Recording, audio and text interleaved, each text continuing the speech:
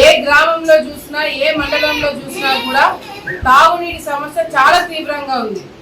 ప్రతిరోజు press meet పెడుతున్నాము, ప్రతిరోజు కలెక్టర్ గారిని మేము రిక్వెస్ట్ చేస్తున్నాము.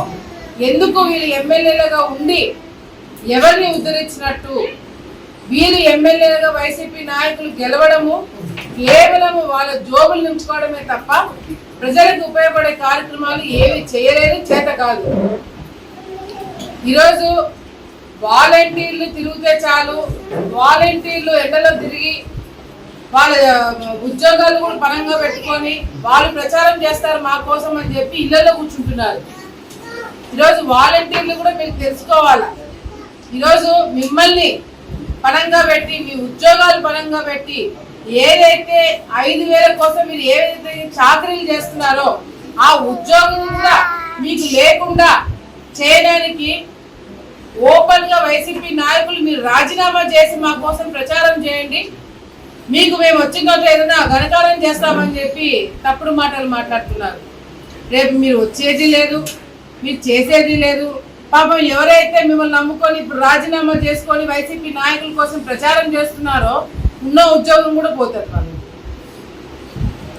ఎన్నికల కమిషన్ చాలా స్ట్రిక్ట్ గా వాలంటీర్లు ఎక్కడ కూడా ప్రచారాలు చేయకూడదని ఎందుకు చెప్పింది అంటే, మీరు ఒక స్థానంలో ఉండి ఒక పార్టీ కోసం చేస్తే రేపు పొద్దున ఆ పార్టీ ఏదైనా తప్పు చేస్తే ఆ మరక ఆ చెడ్డ పేరు మీకు అంటుకుంటారు.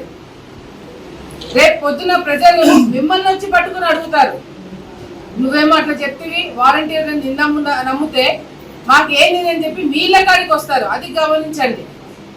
చంద్రబాబు నాయుడు వస్తే వాలంటీర్లను తీసేస్తాడు, వాలంటీర్ల మీద క్రిమినల్ కేసులు పెడతాడు, వాలంటీర్లు ఏదో చేస్తాడని చెప్పి మాట్లాడినారు. వాలంటీర్లకి మీరు పెట్టిన రోజు నుంచి ఈ రోజు వరకు ఒక రూపాయినా మీరు ఏమైనా సాయం చేయగలిగినారా? 5,000 ఇచ్చామని చెప్పి మాట్లాడుతున్నారు. అదే 5,000 ఉద్యోగాలు, అదే మీరు ఇచ్చిన వాలంటీర్ పోస్టులు బయట వాళ్ళు ఉద్యోగాలు చేస్తుంటే ఎంత జీతాలు వచ్చేది? డిగ్రీలు, ఇంజనీరింగ్లు, ఎంబీఏలు చేసిన పిల్లలు వాళ్ళకి మీరు సరైన ఉద్యోగాలు ఇప్పించింటే కొన్ని వేల లక్షల రూపాయలు సంపాదించేవాళ్ళు. కానీ కేవలము ఏదో మీరు గవర్నమెంట్లో కలుపుతారనో, మీ జీతాలు పెంచుతారనో, ఏదో చేస్తారని నమ్మకంతో ఇంకా పాపం వాళ్ళు అట్లే కూర్చోన్నారు. చంద్రబాబు నాయుడు గారు చాలా క్లియర్ గా చెప్పినారు, వాలంటీర్లు తీసేది లేదు. రేపు పొద్దున చంద్రబాబు నాయుడు గారు వచ్చిన తర్వాత అయినా సరే వాలంటీర్లు ఉంటారు. వాళ్ళ జీతాలు కూడా 5,000 నుంచి 10,000 రూపాయలు చేస్తామని చంద్రబాబు నాయుడు గారు అనౌన్స్ చేయడం జరిగింది. అంతేకాకుండా రేపు పొద్దున ఎవరైతే వాలంటీర్లు వైసీపీ నాయకుల్లాగా వ్యవహరించినారో, ఎవరైతే వైసీపీ కోసం ప్రచారాలు చేస్తారో వాళ్ళ మీద యాక్షన్ తీసుకుంటామని చెప్పారే తప్ప బాగా పనిచేసి ప్రజల కోసం ఉపయోగపడిన వాలంటీర్లకు మాత్రము 5,000 నుంచి 10,000 రూపాయల వరకు జీతాలు పెంచడం జరుగుతుంది. అంతేకాకుండా మీకు ఎటువంటి ఇబ్బంది లేకుండా చదువుకున్న పిల్లలు ఇంకా వేరే ఏదైనా ఉద్యోగాలు చేయాలన్నా కూడా ఫస్ట్ ప్రిఫరెన్స్ మీకు ఇచ్చి మీకు సరైన ఉద్యోగాలు పెట్టించే బాధ్యత కూడా మేము తీసుకుంటామని వాలంటీర్లకు అందరికీ చెప్తున్నాం. దయచేసి మీరు తప్పుదావ పట్టకండి. మీరు ఏదైతే వైసీపీ నాయకులు మీరు రాజీనామా చేసి మరి తిరగండి అని చెప్తున్నారో ఆ మాటలు నమ్మకండి. వాళ్ళు అధికారంలోకి రావడానికి మిమ్మల్ని బలి చేస్తున్నారు. రేపు పొద్దున మీ మీద క్రిమినల్ కేసులు కూడా పెట్టించడానికి సిద్ధమవుతున్నారని చెప్పి కూడా మీరు గ్రహించాలా. ఎవరైతే వాలంటీర్లు రాజీనామా చేసి ప్రచారాలు చేస్తున్నారో వాళ్ళ మీద క్రిమినల్ కేసులు కూడా పెడతారంట. దయచేసి ఇవన్నీ కూడా గమనించి జాగ్రత్తగా ఉండండి. మీరు మీ తల్లిదండ్రులను పోషించడానికి, మీ ఇంట్లో సమస్యలు తీర్చడానికి, మీకు ఉద్యోగాల కోసము వాలంటీర్లుగా ఎక్కినారు. అంతేగాని ఎవరినో గెలిపించడానికి, ఎవరో చేసిన పాపాలు మీరు మీ తల మీద వేసుకోవడానికి కాదు.